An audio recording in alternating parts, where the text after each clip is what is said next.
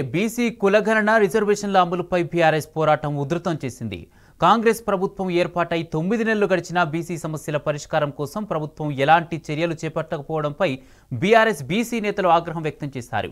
అధినేత కేసీఆర్ ఆదేశాల మేరకు తమిళనాడులో బీసీ రిజర్వేషన్ల అమలుపై అధ్యయనం కోసం బీఆర్ఎస్ బృందం వెళ్లింది.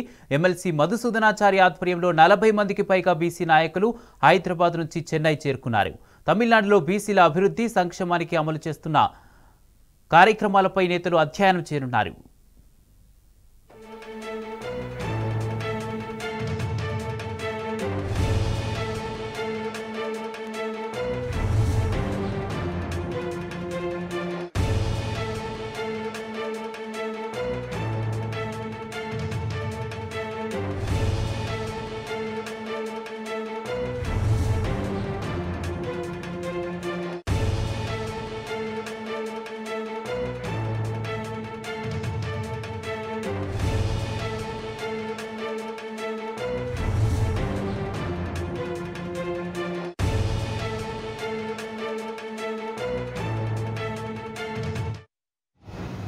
దయచేసి పెద్దలందరూ సమానమే.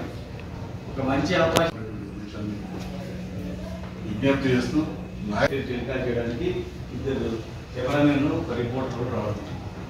ఇంకా దయచేసి పెద్దలందరూ సమానమే. ఒక మంచి అవకాశం విజ్ఞప్తి చేస్తూ నాయకత్వం మనకు చాలా